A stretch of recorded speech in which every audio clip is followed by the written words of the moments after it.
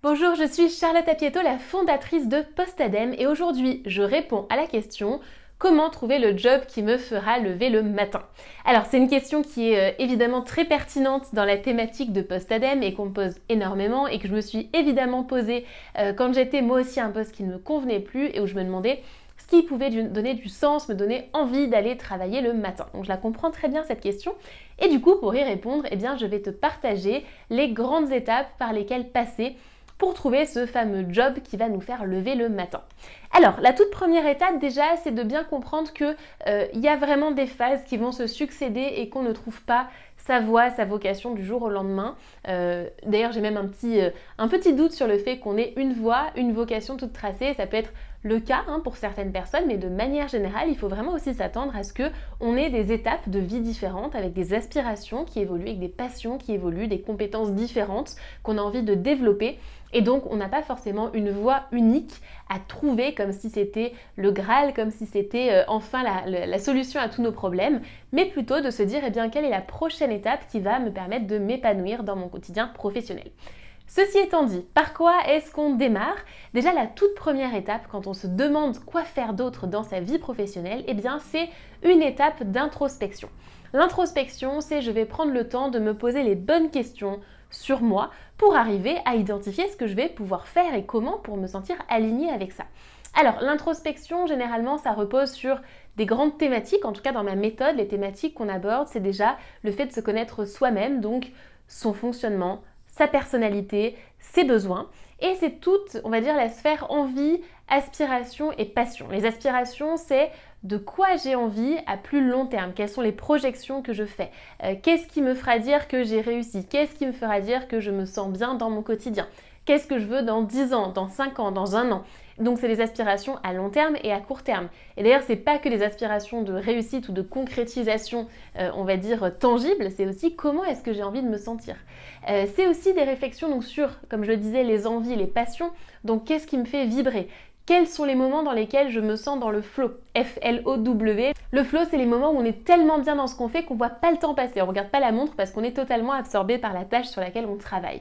Donc, quels sont les moments où je suis dans ce fameux flow? Qu'est-ce qui me stimule comme discussion, comme type de thématique? Qu'est-ce que j'aime lire? Qu'est-ce que j'aime regarder? Sur quoi j'aime travailler? Qu'est-ce qui me passionne? Sans d'ailleurs forcément que ce soit une passion que j'ai depuis que je suis tout petit. Il y a souvent un peu un complexe là-dessus pour les personnes qui n'ont pas de vocation, de passion innée depuis toujours.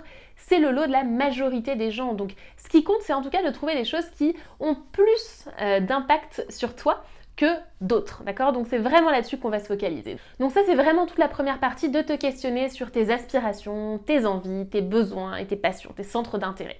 Ensuite, c'est de te questionner sur tes compétences et tes talents. Alors les compétences, c'est les compétences professionnelles, mais pas que tu as pu développer par le passé dans tes expériences professionnelles, dans tes activités associatives, dans tes projets personnels. Et tes talents, eh bien c'est tout ce que tu vas savoir faire naturellement, particulièrement bien, où tu vas faire ça mieux que les autres avec facilité. Typiquement, c'est le genre de choses où toi tu le fais en 5 minutes alors que pour les autres c'est compliqué. C'est le genre de choses où on va te dire est-ce que tu peux m'aider sur ça parce que pour toi c'est facile. Alors la difficulté d'un talent, c'est que comme c'est inné chez nous, on a toujours beaucoup de mal à le voir objectivement. Donc là, toutes les questions à se poser, c'est qu'est-ce qui naturellement fonctionne bien avec moi. Et ensuite, c'est aussi un travail d'introspection sur tes peurs. Donc, qu'est-ce qui te bloque? Qu'est-ce qui te fait peur? Et le fait d'être au clair là-dessus, de mettre des mots sur ce qui bloque, ça va aussi t'aider à le dépasser. Donc, cette phase d'introspection, c'est vraiment d'apprendre à te connaître toi, tes envies, tes compétences, tes peurs et tes objectifs.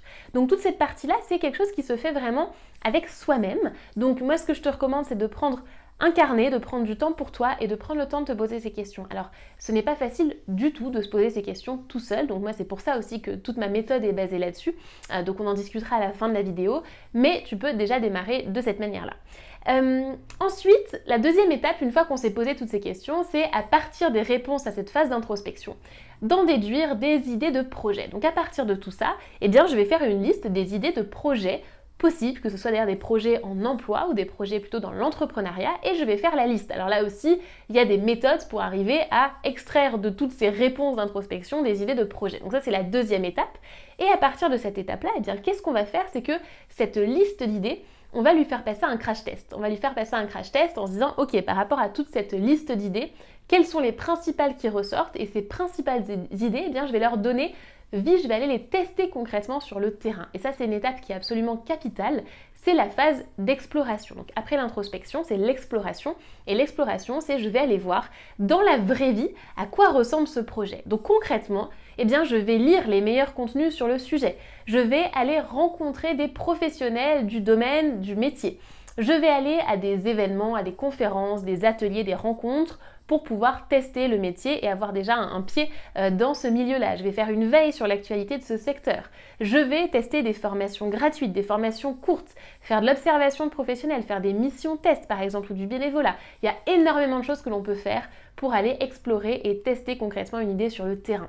Et c'est seulement cette phase d'exploration concrète et bien menée qui va permettre ensuite de prendre ta décision sur l'idée que tu vas poursuivre. Parce que si tu fais une décision, si tu bases ta décision que sur, on va dire, une réflexion théorique, un choix théorique, ça ne fonctionnera pas. Donc il faut vraiment te dire que dans ce cheminement pour ta reconversion, tu vas passer par cette étape-là impérativement et c'est ce qui peut manquer notamment dans les bilans de compétences parce que j'ai pas mal de clients qui sont passés par un bilan de compétences pour qui ça n'a pas été fructueux parce que le bilan de compétences a permis grâce à des tests de nous mettre dans des cases, mais ces cases, qu'est-ce qu'on en fait après ? Comment est-ce qu'on s'assure qu'on est vraiment aligné avec ça et comment est-ce qu'on rentre dans le concret ?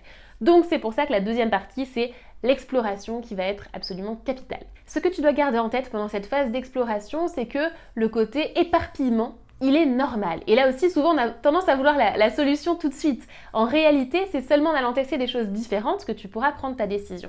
Néanmoins, l'éparpillement, ça peut se cadrer. Moi, je sais que dans ma méthode, avec mes clients, ce que je leur recommande, c'est d'avoir souvent leur top 3 des idées de projets qu'ils veulent tester sur le terrain. Et du coup, ces idées-là, eh bien, on va les organiser dans le temps avec vraiment un plan d'exploration et on va voir, par exemple, en 1 mois ou en 3 mois, ça dépend du délai qu'on se fixe, comment on va explorer cette idée, du coup, de manière structurée. Parce qu'il n'y a que en structurant qu'on va aussi avoir des résultats. Donc dis-toi, c'est normal vraiment d'aller tester plein de choses différentes. Justement, il faut retrouver un peu cette âme d'enfant qui découvre, qui est curieux, tout en étant structuré pour avoir des résultats. Une fois que tu as réalisé cette phase d'exploration, c'est là que tu vas pouvoir donc prendre ta décision. Et ta décision, elle va se baser donc sur plusieurs critères, donc tes envies, tes aspirations, tes compétences et aussi la réalité du marché, que tu aies un projet entrepreneurial ou un projet de recherche d'emploi. Donc c'est à ce moment-là que tu vas pouvoir prendre ta décision. Donc il y a une vidéo aussi sur comment choisir entre plusieurs idées de projet qui va pouvoir t'aider à prendre ta décision. Donc voilà les grandes étapes pour aboutir à un nouveau projet professionnel. Toutes ces étapes-là, elles sont expliquées dans le détail, pas à pas, dans mon programme Nouveau Départ. Et pour tester la méthode et commencer à te poser vraiment les questions de base, il y a le mini-programme gratuit Nouveau Départ qui dure 1 semaine où chaque jour, tu reçois un mail avec le cours du jour et la question à te poser et aussi avec un exercice que tu peux venir partager dans le groupe privé Postadem. Donc le lien est juste en dessous, le lien vers le programme aussi Nouveau Départ est juste en dessous. Donc j'espère que cette vidéo t'a aidé à réfléchir à comment trouver ton projet professionnel et du coup, eh bien, dis-moi en commentaire ce que tu en as pensé et le projet professionnel auquel tu penses. J'espère que cette vidéo t'a plu et je te dis à très bientôt.